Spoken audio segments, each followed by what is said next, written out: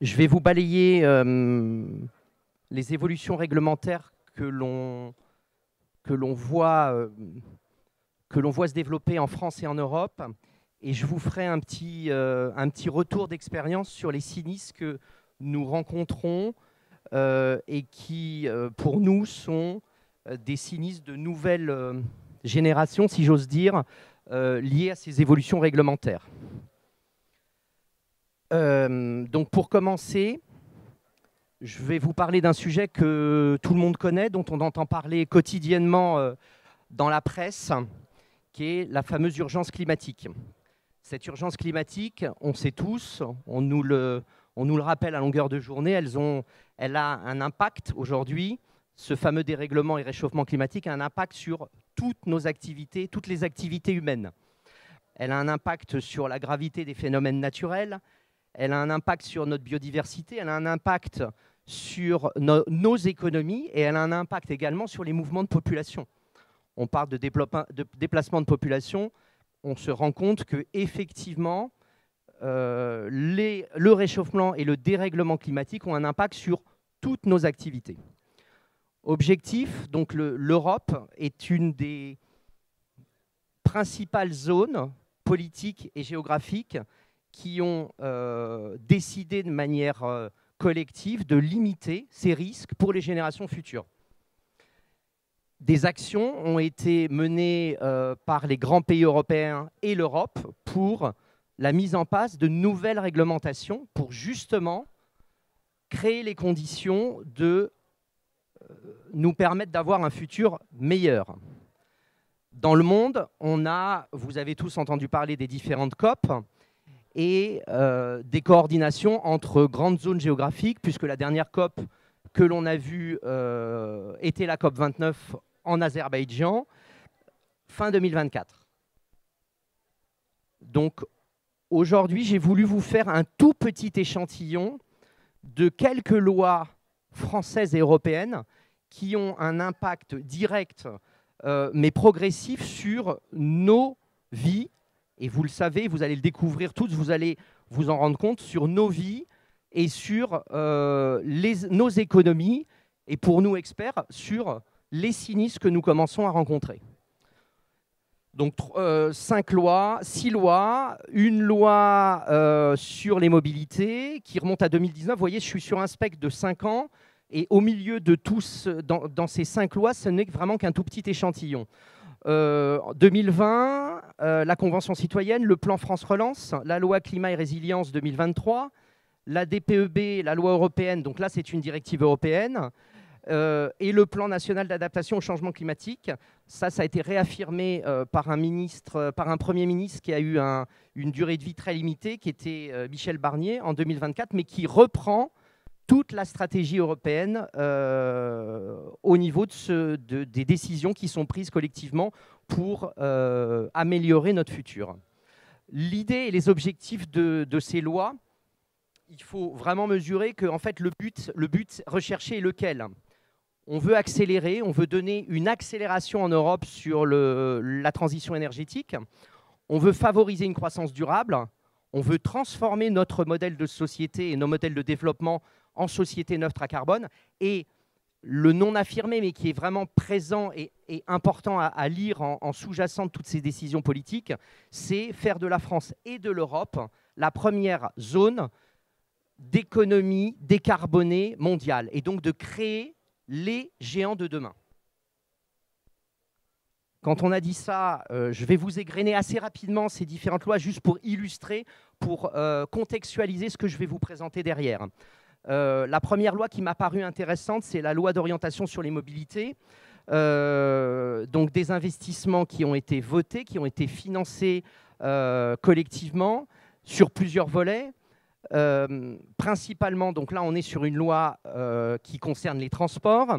Vous vous rappelez d'un sujet qui a fait grand bruit, qui est la fin de la vente des véhicules à énergie fossile carbonée en 2040 en Europe, avec la transformation de nos modèles industriels, le déploiement des recharges électriques partout en France, le développement de zones de faibles émissions urbaines. Moi, j'habite Paris. Pour ceux qui habitent Paris, On voit ce que ça implique au niveau de nos déplacements. Un plan vélo et des obligations pour 2025. Petit exemple, vous voyez, aujourd'hui, quand on dépose un permis de construire, et que l'on a 10 emplacements de stationnement pour véhicules, on a l'obligation d'installer des bornes de recharge. Le constructeur a cette obligation. La Convention citoyenne pour le climat, elle reprend également les grandes interrogations, les grandes attentes. On rappelle juste, pour qu'on se comprenne un petit peu ce que l'on représente, la France émet 0,9% des gaz à effet de serre au niveau mondial, c'est-à-dire très peu. On n'est que le 20e pollueur mondial. Si on se remet au niveau de l'Union européenne, on est à 6,8%. Les pays du G20 représentent 75% des pollutions. Et vous voyez que le premier pollueur et le deuxième pollueur, c'est Chine et États-Unis.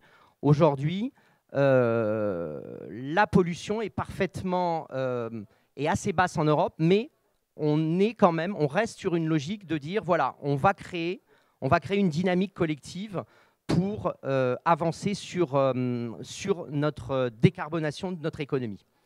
Donc, vous avez des plans nationaux qui ont été créés dans 171 pays, avec des ambitions qui vont au-delà des lois. On a des incitations, on a des systèmes d'incitation, et on a aujourd'hui des volontés qui sont toujours très affirmées. Le plan France Relance, c'est un plan qui est sorti, donc vous avez vu, on est en septembre 2020, on est post-Covid, on est encore dans le Covid, mais on est après les périodes de confinement. Il avait donc 3 volets. Le volet qui nous intéresse, c'est la transition écologique. La compétitivité des entreprises, c'est également un sujet. La cohésion des territoires, c'est encore un autre sujet. Mais vous voyez, on a mis sur la table 100 milliards d'euros, 40% de fonds européens. Et on a, sur le volet 1 qui nous concerne, on a mis en place des sujets que vous connaissez tous, MaPrimeRénov', MaPrimeRénov' CoPro. On est dans une dynamique de transformation de nos parcs bâtimentaires européens et extrêmement ambitieux. Des primes à la conversion pour nos véhicules, des bonus écologiques, l'achat de véhicules. Vous voyez, aujourd'hui, on achète des véhicules électriques ou hybrides avec des TVA réduites, avec des réductions de taxes. On a une dynamique qui est très, très lancée et qui est en train de transformer notre économie. La loi climat et résilience, c'est une loi qui est toujours axée sur la transition de notre modèle de développement. Les focus qui m'a paru important de vous citer, c'est sur les logements. On a tous entendu parler du gel des loyers pour les passoires thermiques, donc 2023, avec des classifications de logements et des échéances par année en fonction des classifications. Donc les biens mis en location classés G seront interdits de mettre en location en 2025, d'ores et déjà, F 2028, E 2034. Ce qui veut dire qu'aujourd'hui, un propriétaire de logement qu'il souhaite louer va être contraint, et déjà contraint, de le rénover énergétiquement s'il s'inscrit dans ces classements très défavorables. Pour les ventes de logements, il n'y a rien pour l'instant, mais, je dis bien mais, puisque le législateur obligera les propriétaires et oblige déjà les propriétaires à fournir un audit énergétique au moment de la vente. Les bâtiments tertiaires, on a également des grandes mutations sur les bâtiments tertiaires. On est sur 2 seuils. Le législateur a fixé 2 seuils. Les plus de 500 mètres carrés de surface commerciale ou 1000 mètres carrés en tertiaire, obligation de réaliser soit des toitures végétalisées sur les bâtiments, soit installer des panneaux photovoltaïques. Et pour les transports, on a une dynamique collective qui est très ambitieuse de zones de faible émission dans les agglomérations de plus de 150 000 habitants. Donc, transformation de nos modèles de déplacement en déplacement plutôt collectif ou les petites mobilités urbaines. J'enchaîne sur la loi DPEB, acronyme pour Directive de performance énergétique des bâtiments. On est en Europe sur une dynamique et une volonté affirmée en 2023, je me passe en 2023, d'une neutralité climatique en 2050. vous voyez que le parc bâtimentaire européen devra être neutre en carbone en 2050. Pour arriver à ça, on a des épisodes, on a des séquences. 2028, 100% de nouveaux bâtiments, zéro émission. Donc vous imaginez quelles peuvent être les conséquences sur les productions d'énergie de ces bâtiments, sur les consommations énergétiques de ces bâtiments, sur l'isolation de ces bâtiments, sur la vie et l'entretien de ces bâtiments. 2030, on a un deuxième passage qui est la réduction de 50% d'émissions des gaz à effet de serre sur le parc bâtimentaire. Et on continue avec le plan national d'adaptation au changement climatique. Ça, c'est ce qui avait été présenté par Michel Barnier dans son passage express au gouvernement, mais qui rappelle les grandes lignes de ce qui était sur la table. Le sujet sur la loi Barnier, donc là, on est plus sur le sujet assurantiel lié aux catastrophes naturelles, mais malgré tout, on se rend compte quand même qu'il y a un sujet. Le maintien d'un dispositif de maintien de l'assurabilité sur l'ensemble des territoires français. On est là également sur un sujet beaucoup plus lié aux catastrophes naturelles. Et on parle également du confort d'été dans les logements. Confort d'été dans les logements, je vais en parler un petit peu après. Et confort thermique dans les outre-mer. Mais surtout, le confort d'été dans les logements, il a un impact très important sur ce que l'on commence à rencontrer, nous, dans la gestion de nos sinistres. France Assureur avait fait une cartographie de 2024. Je vous invite pas trop à la lire le soir si vous êtes un peu déprimé parce que ça vous met un peu le bourdon, mais quand même, hein, pour dire voilà les risques des 15 prochaines années, c'est quand même des risques réglementaires. On parle de risque cyber. Le risque climatique est passé en deuxième position. Les conséquences de risques de transition aujourd'hui qui ne sont pas maîtrisés. On a beaucoup de sujets. Donc, vous voyez le classement 2024, les cyberattaques en 1, le dérèglement climatique en 2 et l'environnement économique en 3. Quand on a dit ça, on avance pour la France sur le pitch de nos volontés collectives. Vous avez vu donc 6 piliers. Alors, je ne vais pas vous parler des 6 piliers parce qu'il nous faudrait plus qu'une journée pour en parler. Je vous parle de quelques-uns de ces piliers, à savoir les 3 piliers qui nous intéressent quand on fait de l'expertise après sinistre, qui sont le pilier transport, le pilier bâtiment et les piliers industrie. Les volontés, vous voyez, elles sont extrêmement puissantes. Pour les transports, entre 2022 et 2030, on doit baisser notre production, notre consommation de gaz notre création de gaz à effet de serre de 30%. Donc, vous voyez, on parle de 8 années. Dans les bâtiments, entre 2022 et 2030, 55%, d'où toutes les primes qui sont mises sur la table et toutes les incitations et pour moi, à terme, les contraintes qui seront mises à rénover notre parc bâtimentaire français, mais européen aussi. Et 38% de baisse attendue, demandée dans l'industrie sur les 8 années qui se déroulent entre 2022 et 2030. Projection des impacts, ça vous les connaissez à peu près tous.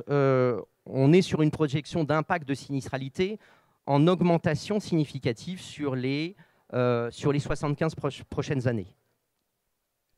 Et maintenant, je vais vous parler de quelques réglementations qui nous montrent qu'effectivement, on va avoir une transformation. On a déjà une transformation de nos modes de construction et de nos modes de rénovation de nos bâtiments.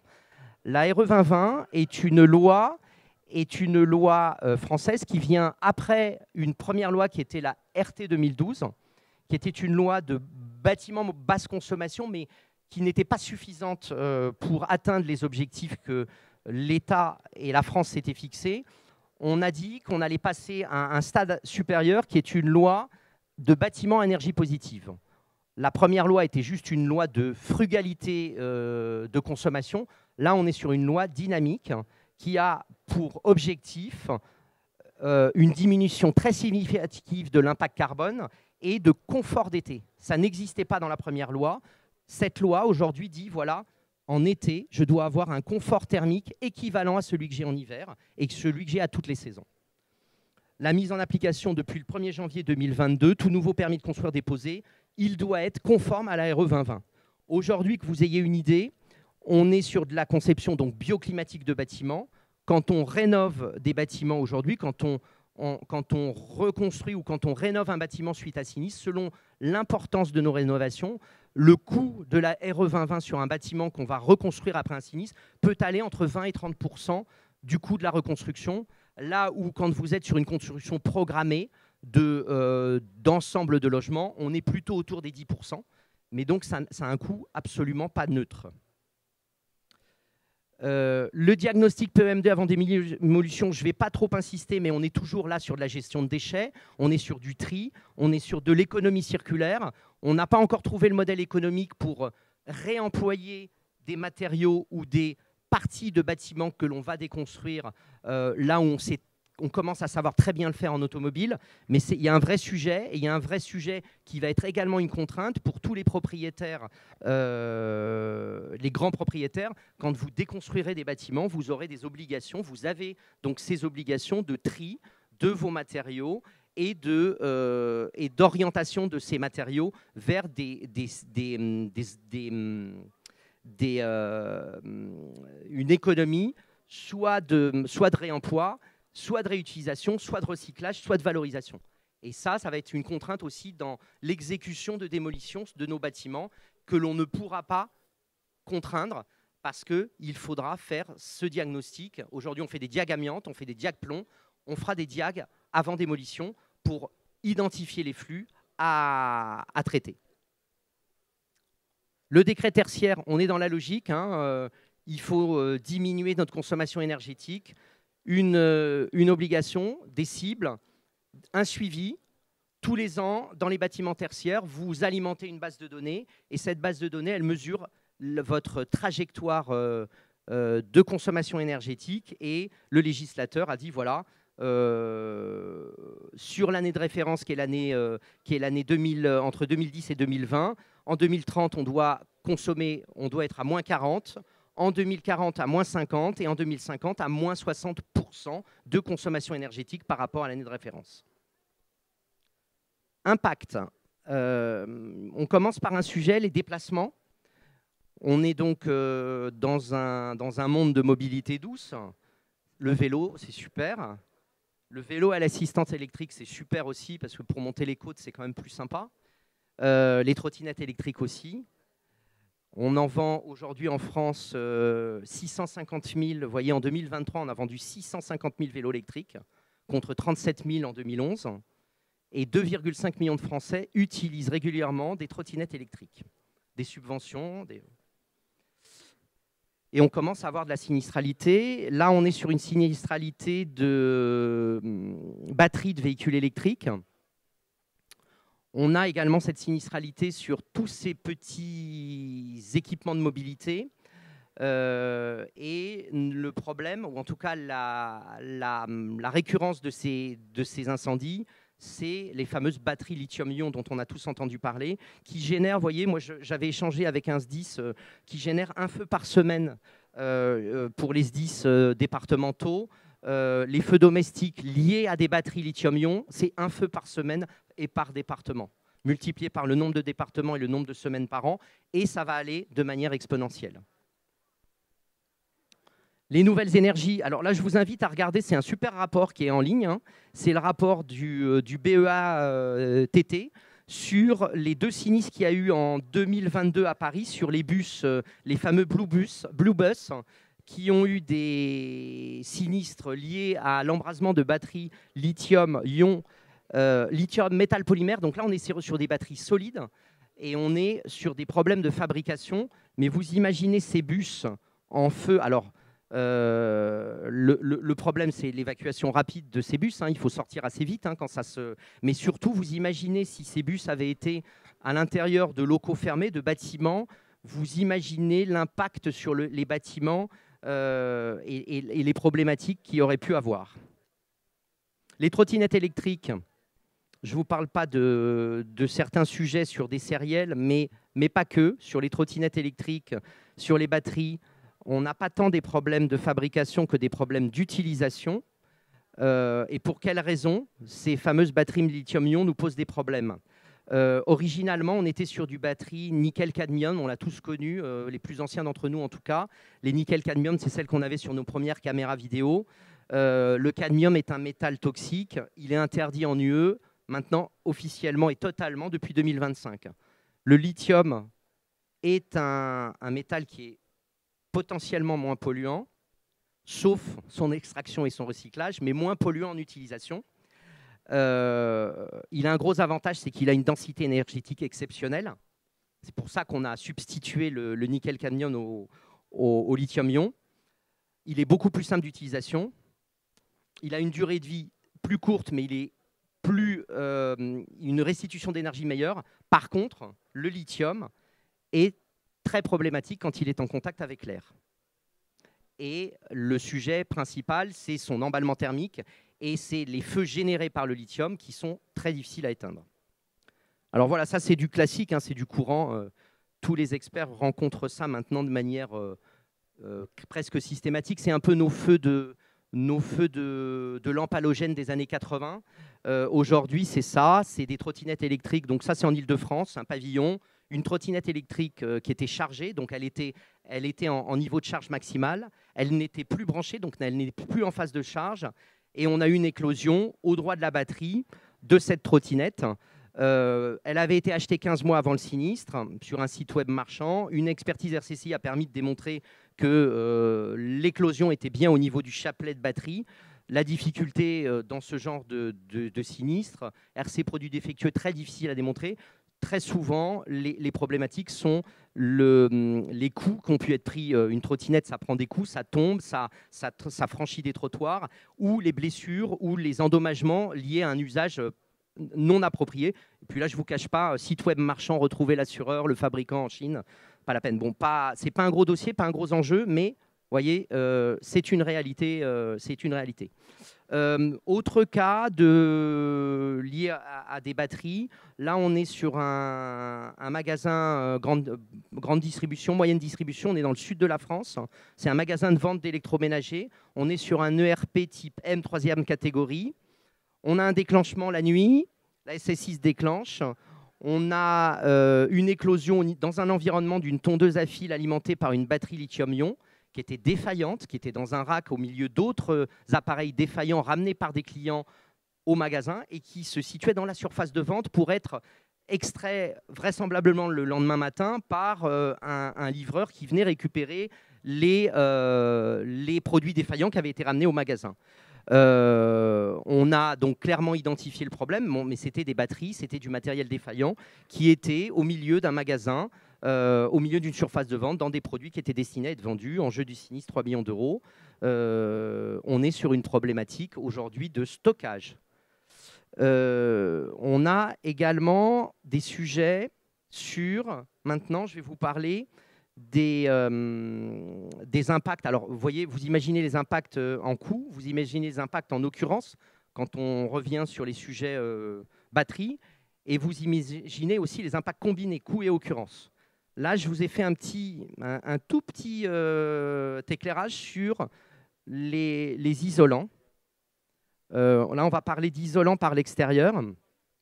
Vous voyez que sur ma photographie en haut à gauche, on a un embrasement vraisemblablement d'un feu de poubelle qui était le long d'un bâtiment et sur un pignon de bâtiment qui était traité, isolé par l'extérieur, comme ça se fait beaucoup aujourd'hui.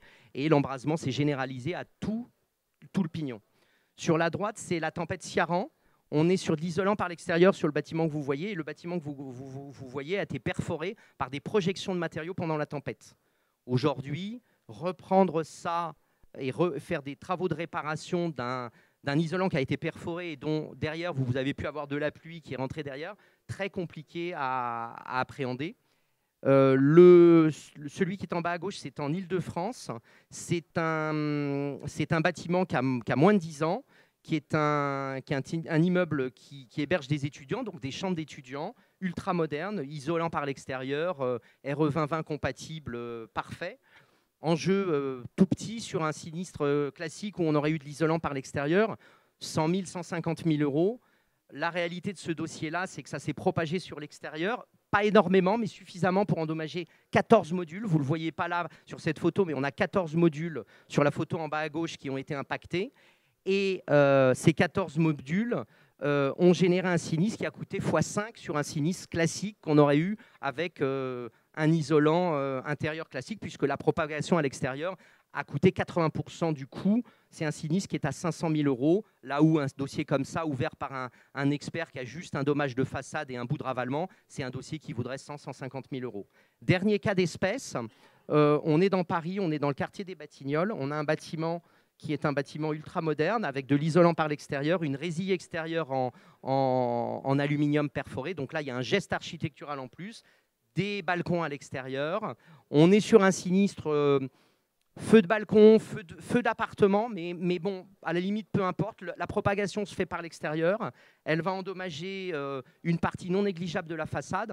On est sur un feu qui, en soi, n'est pas un feu qui aurait dû se propager comme il s'est propagé. Ce dossier-là, qui en temps normal pourrait valoir quelques centaines de milliers d'euros, on est à l'atterrissage à plus de 2 millions d'euros pour l'assureur dommage, avec bien évidemment, là on est sur un immeuble locatif, un recours sur l'assureur risque locatif du locataire qui a la malchance d'habiter dans un bâtiment où on a des matériaux qui sont quand même inflammables.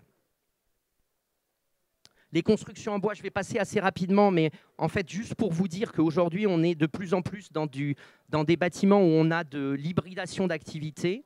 Qui dit hybridation d'activités ou superposition d'activités, vous voyez, ces bâtiments, on peut avoir du logement dans les parties en bois, en ossature bois, du commerce en rez-de-chaussée, des bureaux, puis des parkings en sous-sol, pose des problèmes de compréhension et de définition réglementaire importantes. Aujourd'hui, on est dans des configurations où la réglementation applicable n'est pas toujours évidente à définir. Autre exemple, donc voilà, j'enchaîne sur la construction bois. Ce dossier-là, ce cas-là m'a paru intéressant. On est sur une maison à ossature bois qui a été construite il y a 13 ans aujourd'hui. C'était un projet pilote, on en a 5 en France, et il avait été financé par un célèbre fabricant de fenêtres de toit. L'avantage de cette maison pilote, c'est qu'elle était en ossature bois, donc à fabriquer extrêmement rapide, peu consommatrice en énergie au niveau des matériaux utilisés, classement énergétique A, donc c'est le bâtiment parfait au niveau de sa vie, de son utilisation et de ce qu'il apportait comme réponse aux attentes environnementales, sauf qu'on a un feu qui se produit, qui se déclenche alors que l'occupant était sur place, un appel aux pompiers, une propagation par les vides d'air, donc vraisemblablement un feu électrique dans les doublages, et impossibilité d'éteindre le bâtiment. L'incendie se propage, et pourtant bâtiment ultra moderne, vous voyez, domotique, piloté, tout ce qu'on peut imaginer. Enjeu du sinistre, 1,2 million, avec année 13, donc vous voyez, pas de recours pour l'assureur qui intervient en dommage sur ce bâtiment. Les panneaux photovoltaïques, je vais passer assez vite parce que c'est un sujet qui est en perpétuelle évolution avec les nouvelles technologies de panneaux photovoltaïques. Juste pour vous dire, la grêle, c'est pas super sur les panneaux photovoltaïques. C'est pas super quand on bâche pas totalement un panneau photovoltaïque qui a été grêlé, parce que si on le bâche pas, il continue à produire. Et s'il continue à produire, bah, voyez ce qui peut se passer. Premier sinistre en haut à gauche, un sinistre grêle. Deux mois après, sinistre incendie. Aujourd'hui, on a des nouvelles générations de panneaux photovoltaïques qui vont arriver, beaucoup plus fins, beaucoup plus technologiquement performants dans leur production, mais beaucoup plus fragiles aux événements naturels. Et pour l'instant, on n'a pas encore de retour d'expérience, mais voyez, ces nouveaux panneaux là on est sur de l'ancien panneau, vont nous générer des problématiques. Donc ça, c'est les problématiques consécutives à la grêle, avec des échauffements et un panneau qui n'avait pas été désactivé à la suite du sinistre grêle. Un deuxième cas dans l'Est de la France, ça c'est un retour d'expérience de notre bureau Grand Est, où vous voyez clairement le sujet incendie sur les panneaux photovoltaïques. Les ITE, je vous en ai parlé, donc j'avance. J'avance parce que j'ai peu de temps. Là, je vous ai fait le pitch sur les 4 cas. Maintenant, je voudrais vous parler des isolants. Historiquement, on connaît tous la laine de roche. super facile à produire. Par contre, très consommateur en énergie, hein, puisque on est sur du basalte comme matière première. Donc, la production pour créer de la laine, c'est beaucoup d'énergie. Le confort d'été, vous avez vu que ce produit-là n'est pas bon du tout en confort d'été. La laine de roche ne vous permet pas d'atteindre un confort d'été satisfaisant. À droite, j'ai un nouveau matériau, mais qui fait partie de la famille des matériaux biosourcés, qui est la laine de coton recyclée. Laine de coton recyclée, c'est 80% de nos vêtements que vous mettez, vous savez, dans les bacs de recyclage, le relais. 80% de ces vêtements ne sont pas réutilisés en vêtements, mais sont défibrés pour fabriquer cette laine de coton recyclée, qui coûte très peu en énergie à produire, hein, puisque vous imaginez que là, la matière première, je l'ai, j'ai juste à la défibrer et à la travailler pour la créer soit en rouleau, soit en plaque. Confort d'été, vous avez vu, il est exceptionnel, ce confort d'été, il a 18/20, donc il me permet de répondre à ma RE 2020. Le prix est encore un peu élevé par rapport au prix de la laine de roche, mais quand vous voyez notre énergie qui explose, la laine de roche, elle va coûter beaucoup plus cher dans les années qui viennent. Par contre, ma laine de roche, elle avait un avantage pour le sujet incendie, c'est qu'elle était en Euroclasse 1, donc ininflammable, incombustible. Ma laine de coton recyclé, elle a une Euroclasse D ou E. D, pourquoi? C'est quand elle est traitée, on a un traitement inifuge sur cette laine qui est possible, mais qui ne règle pas le problème, ou E, quand elle n'est pas traitée, donc c'est facilement inflammable. Sinistre, possible. On est sur un bâtiment qui est situé en cœur de Paris, place de l'Opéra. On a des travaux en cours sur un plateau de bureaux. On a 2 entreprises en coactivité, un plombier qui soude des tubes de canalisation d'eau glacée qui seront destinés à être de l'eau glacée à l'issue du chantier. Donc 2 ouvriers, on est un samedi matin, 2 ouvriers qui soudent, 2 autres ouvriers qui plaquent mon fameux isolant en laine de coton recyclé, avec sur les 900 mètres carrés du chantier des ballots posés à disposition. Et vous imaginez ce qui devait se produire, se produisit. Éclosion de l'incendie par une étincelle qui se propage à un ballot, puis à un autre. 900 mètres carrés d'embrasé, propagation aux espaces communs. Immeuble haussmannien de très très belles factures, propagation par les communs, par les coursives et les courettes intérieures. Enjeu du sinistre, 16 millions d'euros, avec des partages de responsabilités discutés en ce moment par les assureurs, des intervenants multiples et une vraie difficulté sur ces matériaux de mise en œuvre et après de comportement au feu. Voilà l'intérieur, l'éclaté donc en scan 3D de notre sinistre. Donc on est sur le plateau du 2e étage que vous voyez totalement embrasé et la propagation qui s'est faite au niveau des différents étages.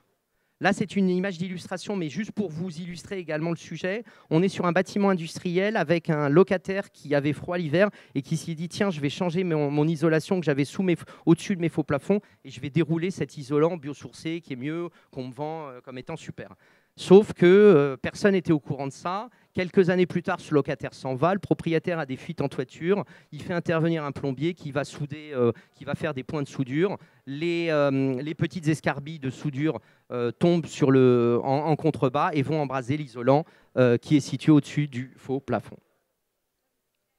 Nouveau sujet également, le lithium-ion en pile-bouton. Pour moi, ce n'était pas possible, j'imaginais pas ça, mais on a des retours d'expérience très significatifs sur ces fameuses piles-boutons lithium-ion qui, elles aussi, créent des sinistres incendies. À l'origine, on était sur de la pile-bouton au mercure, interdit depuis 2012 en Europe parce que polluant. Dans les années 90, on a trouvé l'alternative, c'est le fameux lithium-ion. L'inventeur de cette technologie en batterie a été primé d'un prix Nobel de chimie parce que c'était révolutionnaire et que ça permettait de régler un problème environnemental de pollution par une solution qui était immédiatement disponible et ultra efficace au niveau énergétique. Le problème, comme je vous l'ai dit, le lithium n'aime pas l'eau et n'aime pas l'air non plus. Premier sinistre chez donc on est en Île-de-France. On est sur une éclosion de sinistre qui se produit dans un concessionnaire automobile d'une marque qui vend des voitures électriques. Et on n'est pas sur les voitures électriques, on est dans l'atelier. On a une éclosion de sinistre de nuit, filmée par caméra, au niveau d'un stockage. Et dans ce stockage, on a pu déterminer qu'il y avait des piles boutons et des batteries qui étaient des batteries hors d'usage, qui étaient stockées en vrac dans un petit réceptacle de 10 cm par 15.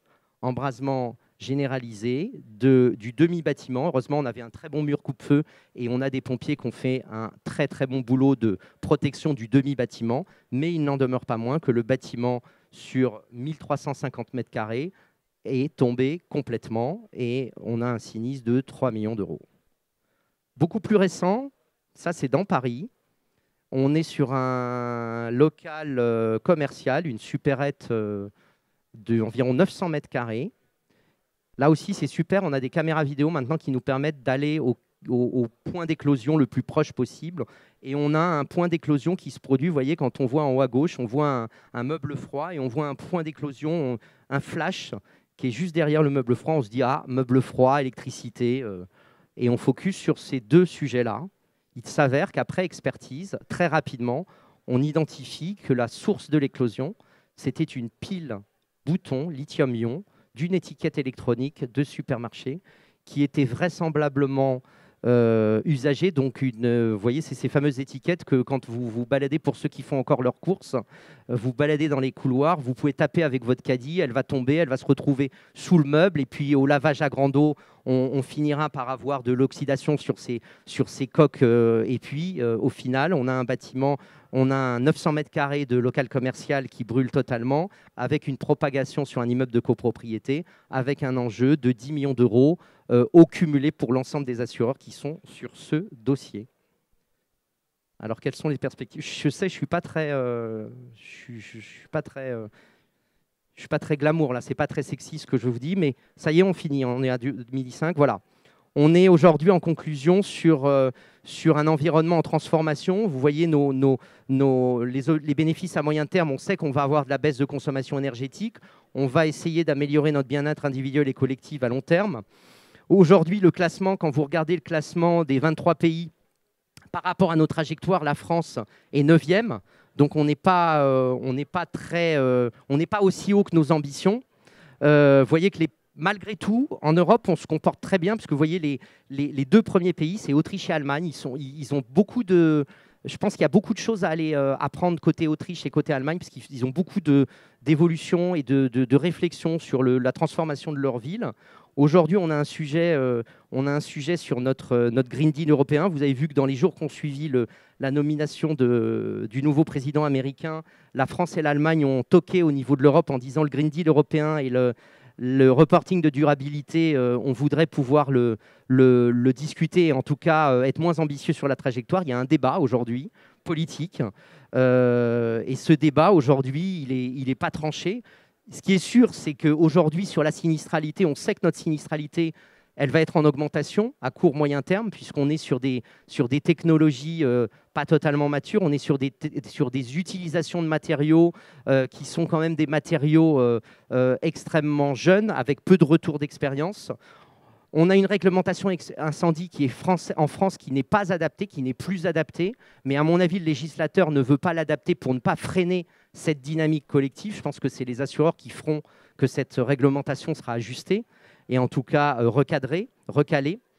On a des augmentations de coûts indemnitaires indéniables et des coûts indemnitaires. On identifie, nous, des risques RC assurantiels qui vont être accrus et des risques donc pour les producteurs et pour les participants à l'acte de construire.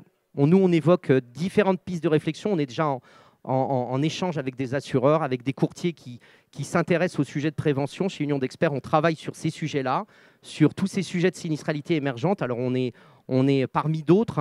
L'ensemble des experts du marché ont la capacité d'apporter des pistes de réflexion et des débuts de réponse aux problématiques de ces nouvelles sinistralités. Ce qui est sûr, c'est que les retours d'expérience nous permettent de nous améliorer collectivement. Les assureurs devront adapter des stratégies de souscription et de prévention à leurs offres. Les process indemnitaires vont évoluer, ils évoluent déjà. On a des perspectives de recours nouvelles, ça c'est la bonne nouvelle, parce que c'est vrai que je vous annonçais que des mauvaises nouvelles collectives, c'est vrai que ce n'est pas toujours... voilà. Mais je pense qu'on a des sujets de formation également qui sont complètement déjà ancrés chez certains opérateurs et qui vont devoir se mettre en œuvre chez beaucoup. On aura des bons comportements à adapter. On aura les pratiques, je vous disais, d'autres pays. Je crois que l'Autriche fait des choses très intéressantes. J'ai vu que sur Vienne, vous avez une ville nouvelle autour de Vienne qui commence à explorer tous ces sujets-là. Et c'est presque une ville pilote. Je pense qu'il y a des sujets qui vont intéresser et les constructeurs et les assureurs et les experts que nous sommes. Et puis, je pense qu'il faudra qu'on fasse beaucoup de pédagogie dans nos métiers d'experts et les assureurs aussi, mais on fait de la pédagogie. Alors c'est facile pour nous parce qu'il y a eu le sinistre et les clients nous écoutent, mais je pense qu'on a beaucoup de sujets à explorer dans les années qui viennent. Et je vous remercie pour votre attention. J'ai juste dépassé de 6-7 minutes, mais voilà. S'il y a des questions, je veux bien répondre parce que après, je vais me faire chasser. Mais si vous avez des questions, n'hésitez pas. Je passe le micro à ceux qui souhaitent. Ouais, voilà, monsieur a un micro, si vous avez des questions. Je ne dis pas que je répondrai à toutes les questions, mais j'ai été très clair. Il n'y a pas de sujet. Merci à tous.